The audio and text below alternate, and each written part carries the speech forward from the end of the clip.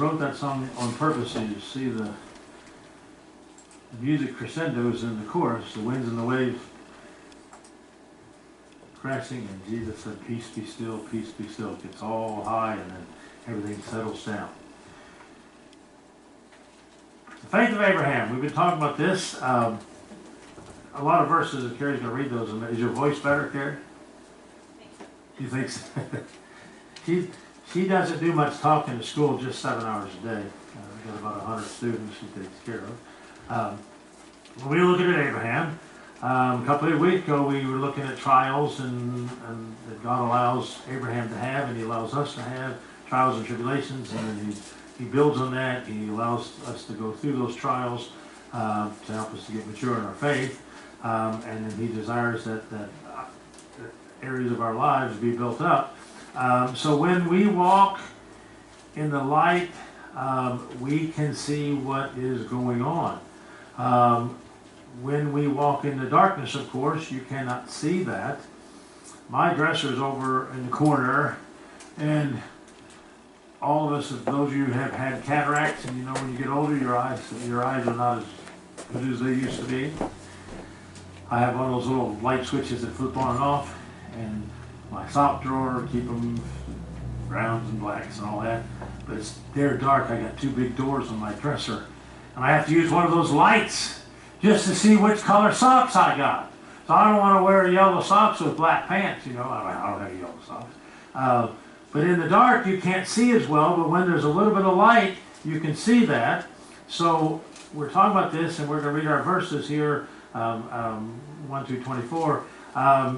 Abraham, and I'll tell you, and that'll be our first one. Abraham the watcher. So as you read this, look at what's going on in this part of Abraham's life. Our lives, well, let me ask you a question. Is your life perfect every day? If you had a perfect life every day, raise your hand. How come none of you are raising your hands? You know, you wake up in the morning and you go to sleep at night. You wake up in the morning and something, your body changes. Somebody gives you a phone call. You hear something. You do something. Whatever. Stub your toe. They say the worst. I mentioned a while back. They said the worst thing of all to step on in a house. They've had votes, and the worst thing to step on of a child's toy is a Lego. Those things are little, but they're mighty when you're barefooted. Boy, that changes your demeanor. So let's read our verses and look at this part of the story. I know there's a lot of verses, but we can't get the story unless we read all of them. And it came to pass in the days of Amraphel, king of Shinar, Arioch, king of Elasar, Chedorlaomer, king of Elam, and Tidal, king of nations, that these made war with Beu, king of Sodom, and with Bershah, king of Gomorrah, and Shinar, king of Admah, and Shemeber, king of Zeboim, and the king of Bela, which is Zohar.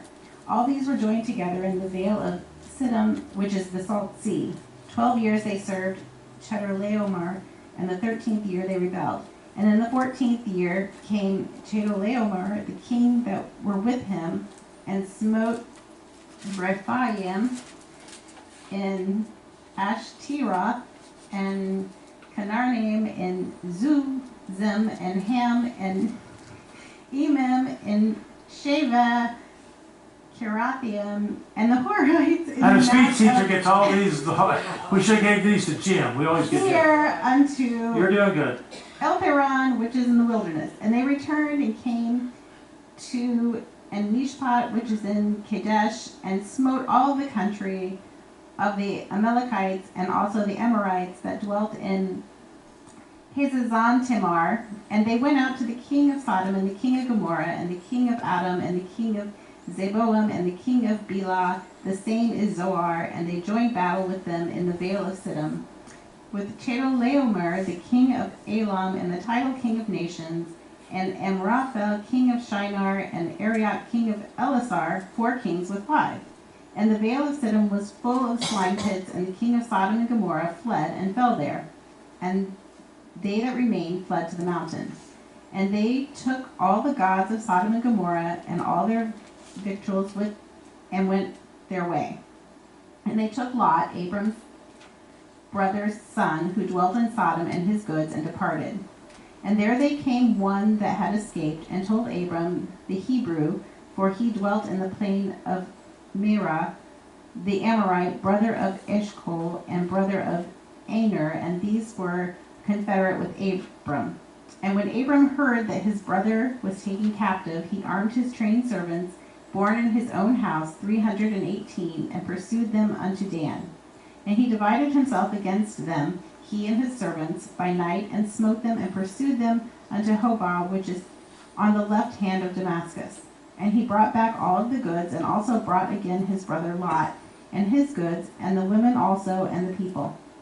And the king of Sodom went out to meet him after his return from the slaughter of Chedorlaomer, and the kings that were with him, at the valley of Shavah, which is in the king's dale. And Melchizedek, king of Salem, brought forth bread and wine, and he was the priest of the Most High God. And he blessed him and said, Blessed be Abram, the Most High God, professor of heaven and earth, and blessed be the Most High God, which hath delivered thine enemies into thine hand. And he gave him his tithes of all. And the king of Sodom said unto Abram, Give me the persons, and take the goods to thyself. And Abram said to the king of Sodom, I have lifted up mine hand unto the Lord, the Most High God, the professor of heaven and earth, that I will not take from thee a thread, even a shoe latchet, and that I will not take anything that is thine, lest thou shouldest say, I have made Abram rich, save only that which the young men have eaten, and the portion of the men which went with me, Anar, Eshcol, and Mamre, let them take their portion. She did a good job. Give her a hand. And your homework this week is you have to go home and read that chapter out loud 3 times. All the names. I've had people say, well, why are all those names in there? If God didn't include all that, you wouldn't know the history. You wouldn't know what happened. We used to have a poster downstairs. I don't know whatever happened to it, but it listed everybody from Adam all the way to Jesus on the bloodline of Jesus. Every person. And if they weren't listed in the Bible, we wouldn't have them. How many of you love reading Leviticus and Numbers? All those names. Name after name after name after name after name after name after name after name. All those names. So, you don't have to go home and read it, but you did a good job reading those. So Abraham the Watcher, you talk about this war, up to verse number 12. This is the first war recorded in the Bible. Now the Bible says there should be wars and rumors of wars. You're always going to have groups of people who one side says, I'm better than you. The other side says, no, I'm better than you. And you're going to battle. We had our country formed, and you know what happened with Britain, with Great Britain. The British were here. They didn't like that we left, that people left and started a country. If you don't know how that war was fought, they would line a whole line of soldiers up here, and I don't know how far apart, they'd line another whole line of soldiers up here, and they'd all fire their guns, and when those who were on the front lines died, they would move the next line up, and they did the same thing, and that was how they fought each other. That's how they fought each other, and then of course they had spears too. Well, this war was a little bit different, but this is the first one listed in Scripture. It's the only reason that it is recorded here is because of the involvement of Abraham and Lot. 2 people. Abraham and maybe when they were in 1611, when they translated the King James Bible, maybe the word nephew wasn't in the language. Instead of saying Lot's, Abraham's brother's son, his nephew Lot. Of course, you know the story of Lot. You know the story of his wife. We're not going to get into that. But the war came about. They came about because of the kings of the city states, and that's how they were in the plains of Jordan. They rebelled against these 4 kings of the eastern, I guess they called it eastern city states. So you see what happens here again. One group says, well, we're going to destroy this group over here, and then this group says, we're going to destroy this group over here. The same thing today. Look at the Ukraine and Russia. Look at this battle that's going on. Look what's been happening with Israel and Gaza. How many have heard about what's going on in Nigeria? How many have not heard? They're killing Christians in Nigeria by the thousands.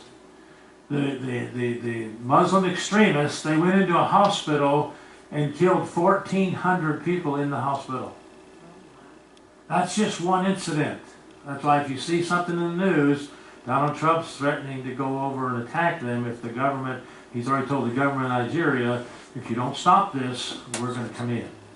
Now, I don't know if whether that's right or not, I don't know, but they're just, Islam is a political, it's not a religion, it's a political, we're not going to get into that, but they're killing Christians just because you're a Christian by the thousands in Nigeria. So pray for the Christians in Nigeria. If you don't have anything else to pray for, pray about, pray for the Christians in Nigeria.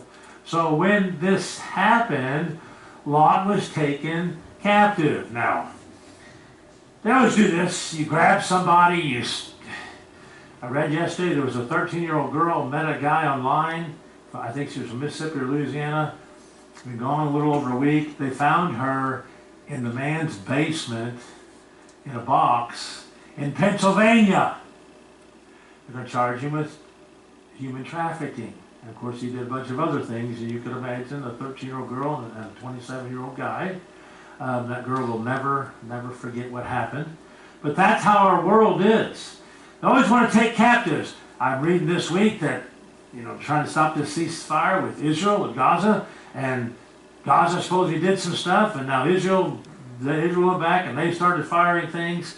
I don't know if I'm not saying it won't end, I don't know if it'll ever end, but one of these days Jesus is going to come in and have the last word. Amen. He's going to have the last battle. He's going to come in and he's going to take care of things. So look at this next slide.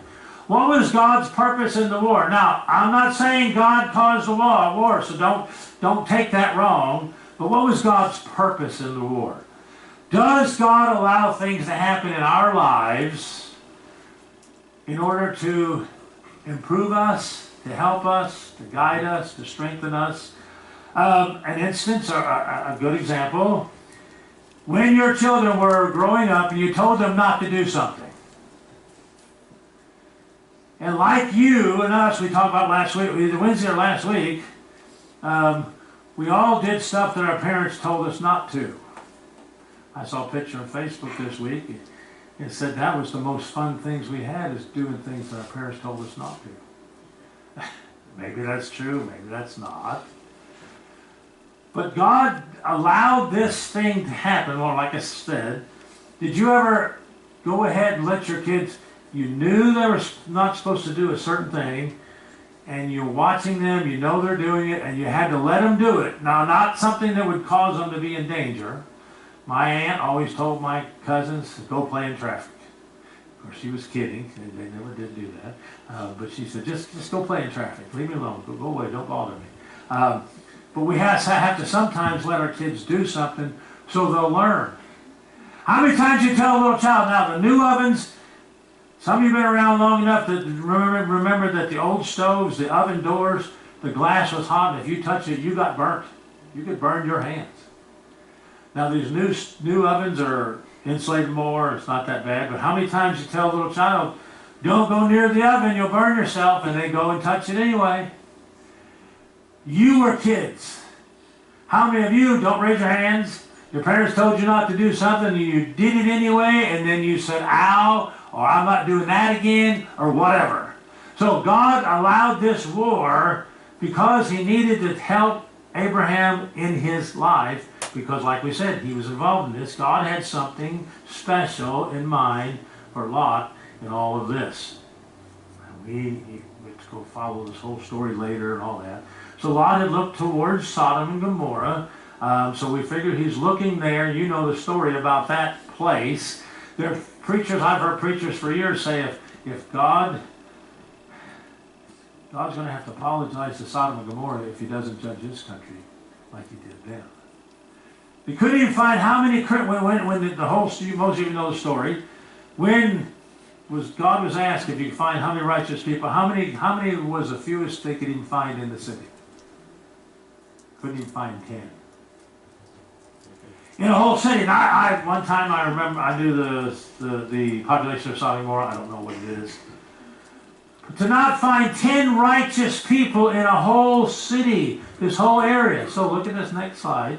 Lot's capture was God's way of disciplining him and reminding him, and God has to remind us sometimes, that he had no business living in Sodom.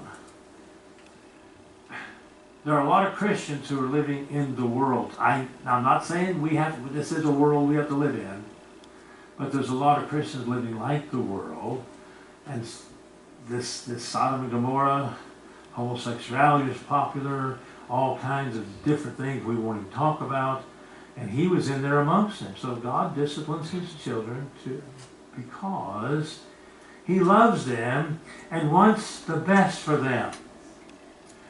How many of you had your parents, while they were spanking you, said, this is going to hurt me more than it's going to hurt you?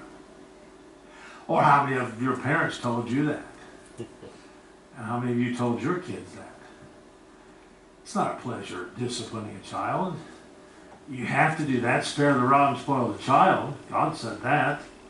But they say, well, this is going to hurt me. And when your parents told you that while they're spanking you, you said, yeah, right. You're not getting a paddle of the Board of Education against your body. But parents don't always want to do that. Imagine if God has to discipline children, his children, does he enjoy that? Think about that. If God enjoyed punishing, then he couldn't be God. As parents, my parents probably didn't enjoy punishing us. Me and my brother only fought, now I get to see him about once a year. He lives in Florida. Saw him a while back because we were in St. Louis, Gina. But we only fought like Mike and Mark. Mike, how many videos did your dad have of you and Mark fighting? I heard every one of them. Is that about right, Sonny? I heard those 8mm. I saw a couple of them. I heard all the time they were fighting all the time. Me and my brother we only fought when we were awake. We didn't do it all the time. He started, he instigated most of it. And you ask him, he'll tell you that. But God has to allow us to be disciplined to learn. So Abraham, then next, the warrior. All right, if you're going to have a war, if you're going to have a battle, verse 13 talks about attitude. Do all of us have different personalities? We're all different. Some of you like seafood, some of you don't. Some are picky eaters, some are not. I used to not like beets and cottage cheese. I eat pickled beets now, but I still don't eat the cottage cheese. I never have. Becky likes it. Boys like it. My dad and mom liked it. Everybody ate cottage cheese except me. Becky puts it in lasagna. I don't mind. But I will not sit down and eat cottage cheese. Joyce likes cottage cheese and pineapples. Becky does too, or peaches. That's about the only thing, one of the only things I won't eat. Some of you, I know some of you, you're a lot more picky than that. My wife, we've been married 47 years. She will not take a bite of a shrimp. I have never seen her take a bite of a shrimp. She said, if it doesn't look good, it's not touching these lips. Shrimp's good. Seafood's good.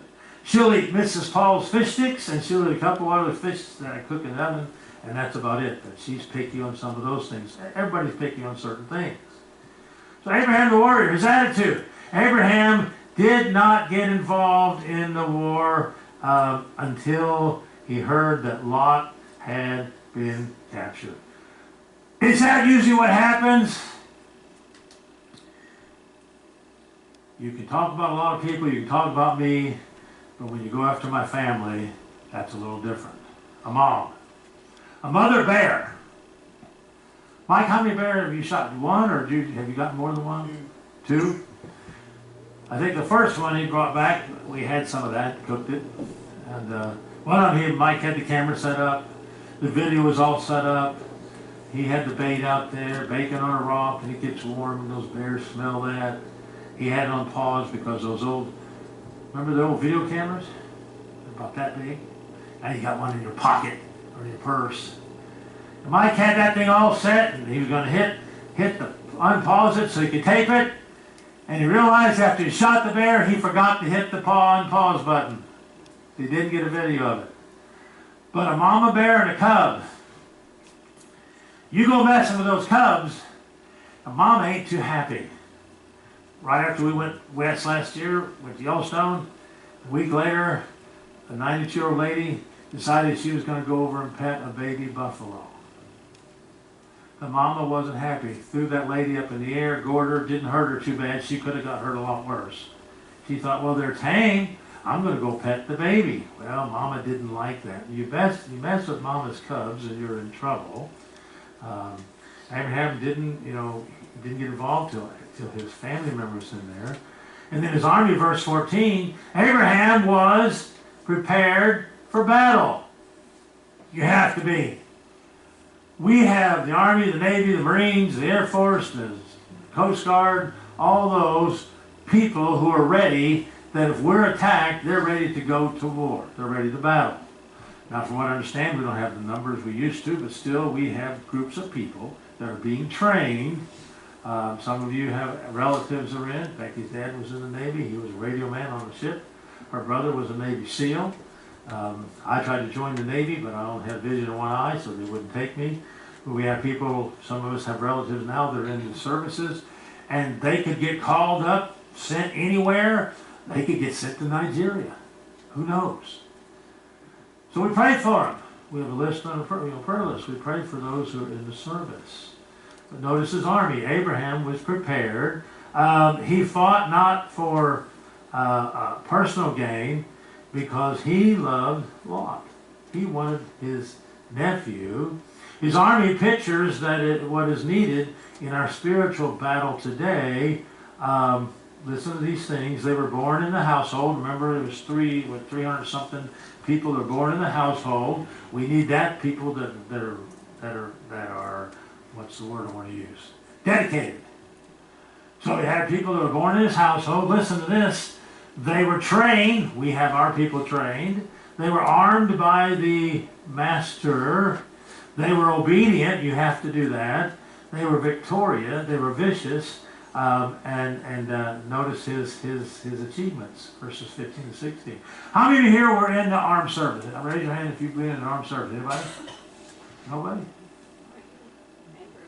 Who? Andrew. Oh, just Andrew. Okay. Robert. Oh, that's right. Robert was too. Andrew, when somebody told you to do something, did they expect you to do it or just do what you want to? They expected it to already be done. They expected, oh, that's a good way to put it. They expected it to already be done. I could use that for our parents. You tell your kids did something. So they told you to do something, they wanted it done already. Did you have to do it what happened if you didn't do it the correct way? I talked to some other people who've been in the military. Depending on how bad it was, you were either outside painting rocks or you were mopping the wet road. or everything in between. Yep. Mopping the wet road, cleaning dumpsters, whatever it was, if you didn't do it right. And that was from people I've talked to. If one person in the company didn't do it right, then everybody gets punished. But you learn how to do it right. But the master says do it right. So Abraham did this. Abraham and his army, it says they were strong. They chased the enemies, and they drove them, and they chased them, they smote them, and then they freed all the captives, which included Lot. Now, I said a while ago, this is like a spiritual battle. We've mentioned it before. In Daniel, what happened when the angel finally came with Daniel's answer? What did he tell the people? Why it took so long? Remember? He was fighting demons around the earth. The devil, whose domain is this whole world? It was given to the devil, but it's going to be taken back one of these days. But Satan has messed it up so much, God's going to take this whole world. He's going to take every star, every planet. He's going to take everything, the whole galaxy, and he's going to remake it. Now, he made it once from nothing. But Satan has messed it up so bad that he's going to take everything and redo it. We've all done that. How many have cooked a dish that didn't come out right and you had to throw it away and start over? Raise your hand, admit it if you had. We did that in restaurants. You get so busy you forget something in the oven or you burn the biscuits or whatever it is, and you have to dump it in the trash and you say, that's no good, I'm going to start over. It may be a rush. You may be knitting something, you may mess it up, you know, the whole gamut. We do something and we mess it up and we have to start the whole thing over. So this victory that we talked about broke the power of the Confederation. We have to break the power of the Confederation in our spiritual lives. Satan is out there. He's only going to attack you if you're serving the Lord. He doesn't care about the other ones. He doesn't care about the ones who aren't Christians. He cares about the ones who say, Jesus is my Savior. Because he's intimidated by us. Because he knows that we have a phrase that we can use, greater is he that is in me than he that is in the world. And Satan knows that God's power is above his. That's why he's trying to destroy everyone now. So, real quickly, look at this next slide. Unfortunately, neither the Lord's chastening or his good, his goodness, listen to this, required Lot to made any different to, well, let me get this back to mind. You know how my eyesight fools me sometimes. His goodness in the rescue of Lot, that made any difference to Lot. Look at this, because he returned to Sodom. Wow. God gets you free in return. In psychology, we, like I said the other day, had taken 9 hours of psychology in college for some reason, because preachers deal with human beings. Something about that. But many times in cases where there's abuse between a man and a woman, and the woman's being abused, I don't remember the percentage, but they've talked to thousands of women over the years, and many of these women, they're being abused, and they say, yeah, but he loves me. But he loves me, and they stay with men who are abusing them. I don't understand that. I'm not a woman, so I can't say why. But Lot went back to the place he wasn't supposed to go to. And then real quickly, Abraham the worshiper, verses 17 through 24. So Abraham, he was met by two kings, as we read, upon his return from victory. Now, Bera, king of Sodom, which was burning, and then Melchizedek, king of Salem, which means peace. Peace and burning. Now, these two kings, they're symbols. You can go back after this and go back and read the chapter again, and it'll make more sense, and then you can sound out all those words. But the king of Sodom represented the world and all of its offers. The world makes things look good. You watch these TV programs, you watch these commercials. Now, if they had smell-o-vision, AI is doing a lot of things, but if they had smell-o-vision, and when that Kentucky Fried Chicken... Mike, you ever cooked Kentucky Fried Chicken? How long did you work there? 7 years. Only 7 years? Dave, didn't you work there? A year and a half. Mike ran you off? 7 years. I wonder how many pieces of chicken Mike cooked. He told me the other day he was doing the ordering, he was taking care of the supplies, he was doing the stocking, all kinds of stuff. So he made a little bit more money, but back then it wasn't great money anyway. But 7 years messing with chicken and coleslaw and all that stuff. The year of the first job, you know the restaurant, the first job I had was in a steakhouse. And after I left after that year, I cooked so many steaks. After I left, Mom would have steaks for dinner. I didn't eat a steak for a year. Now, I'll go to Golden Crown now. Their steaks are usually pretty good. But I didn't eat a steak for a year because, well, Tony, a friend of mine, went to high school with, and we worked together for a year. He had a dream one night that all the steaks were flopping up on the grill and jumping all over us. That's when you work too much around food. He dreamed that we were being attacked. and stakes all over the place and jumping on your shoulders and everything else. But here's this world. What the world has to offer. They make everything look good, don't they? They make the food look good. They make the alcohol look good. They had to take cigarettes off of TV, but they didn't take the alcohol. The king of Salem represents God and all that he offers. If greater is he that is in me than he that is in the world, is God going to offer things that are much better than what the world does? Of course. Yes, there are good things. My wife goes to Bath and Body Works and she buys lotions that are flavored, not that you eat them. They smell good. She buys sprays that smell good. You know, she sprays them. You know how a lady's supposed to spray them. You're supposed to walk through it, you know. Randy used to go to Penny's and buy these things that cost $40, $50. One time we were at Penny's. Might have been when Misty was working out here at Penny's. Down at the bottom of the escalator was all these men's colognes, and they sold them. Randy sprayed about 17 of those on his body. We had to get in the car with Randy. Guess what it smelled like? One's okay.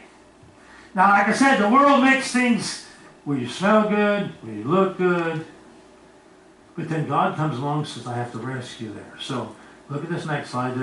There is always the temptation, after a victory, to claim some of the credit for ourselves. Troy, were you upset at the beginning of the game yesterday? It happens. Everything happened so fast. I was a little worried. Then it changed. The coach, the quarterback, is in line for the Heisman. And they said during the game, he's been on social media, and the quarterback, he started talking about it a little bit. Saying, wow, you know, this and that. The coach ordered him, said, this is a whole team. It's not just about you. And they said the quarterback deleted all of his social media. But it started getting in his head. If you've seen him play, he's a good quarterback. His brother came in, he scored a touchdown too. He's a good quarterback, but it started getting in his head. Be careful when we serve the Lord that you're not saying, wow, my name's Joe Christian. I'm just doing good. Like my nephew told me when he was about 5. Or not, we were there and told me one thing, but a few months later Linda called and said he got up for church, and Nathan has a little girl now, about a year old. But he got up for church, he was about 6 years old. He went over to the mirror, and he looked in the mirror. She said he grabbed his jacket, and he said, I am looking good. Before that, we were down there. I wasn't paying attention. I was sitting on the couch with him, and he grabbed my head and turned it towards him, and he said, Uncle Rick, do you like Blue's Clues? I didn't know what Blue's Clues was. Ryan Ranger, a little older than that. But he said, I am looking good. Well, that's possible. So 2 lines of thinking are represented here. So listen to these. Godly thinking. Abraham is minding, you know, he's ministered to by Melchizedek. And then the ungodly side, the king of Sodom represents the world. There's always going to be a battle between God and the world. What happened? When Jesus threw the demons out of the man, what was the demon's name? Legion. There was a bunch of them. Where'd they go? They went into the swine, and what did the swine do? Over the hill, committed suicide. Suicide bacon, I don't know, something like that. But that's what Satan does. He's there to battle.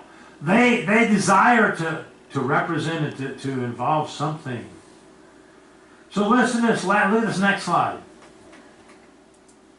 One focuses the attention to yourself, while the other focuses the attention to the Lord.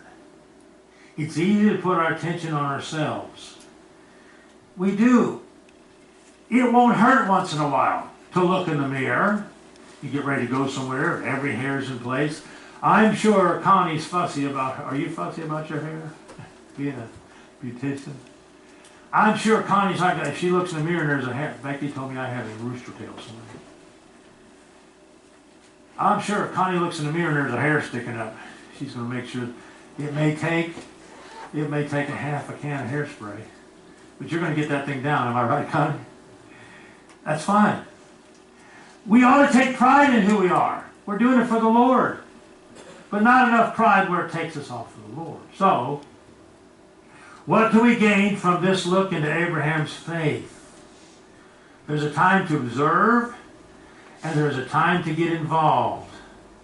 We must be prepared for battle. How many of you believe, raise your hand if you think the world's going to get worse before the Lord comes back. Raise your hand. It probably will. Unless he comes back down right now.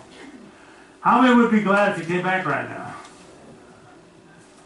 Dave said a loud amen. Wouldn't have more porches to fall off of. But we have to be prepared for battle. Our military is prepared. Like Andrew said, when you're told to do something, they want it done already. Why didn't you do it yesterday? And they want it done right. And until you do it right, you're going to do it again. And until you do it again right, you're going to do it again. Or like he said, did you ever have to paint your rocks? Thankfully, no. I knew some people that did, but no. What was the worst thing you had to do? They called it the victory trace, and it was moving hundreds of pounds of sandbags on a 2-man litter.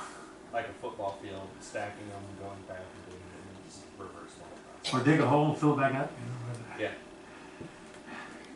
God wants us to be prepared for the battle because we have an enemy. And there are people around watching us, and they know there's a battle. The reason we know that those are lost, the reason we know there's a battle because they're fighting against God. God's working on it. So I'm going to ask one last question so we can stay prepared. When God was working on you to be saved, how long did you run? Or let me ask this question. How many of you ran from God first before you got saved? Yeah. I don't. I went to church as a kid, and then all of a sudden, when I was 13 or 14 years old, I already knew it all. I didn't need to go to church anymore until my cousin invited me, and I said, I'll go once. You know the story. So I'll go one time. 9 weeks later, I got saved. But I told her I'll go tomorrow, and I said, my aunt never used her living room or dining room. It was all covered up, plastic, everything. Wasn't allowed to use it. We sat in the kitchen all the time. My aunt had 12 of those clocks, those cat tails that swung back and forth. My aunt's walls, when they moved, they had to redo the walls because she had so many knickknacks. The walls, the plaster was falling off when they took the nails out. We sat in the kitchen. My cousin Linda, who's dead now, will you go to church tomorrow? I said, I'll go one time, and I said, do not ask me again. I was 15. I knew it all. So Lord, thank you for blessing us. We don't want to know it all. We need you. We need to learn from Abraham's faith. So we can be stronger because we have a battle that's greater than anything we've seen, and it's going to get worse. But remind us that you're with us, that you're holding our hand, that you're walking in front of us, that you'll be our guide, that you'll be our light, that when the battle's fought, you'll help us to fight it. Bless us, Lord, and we'll thank you for it.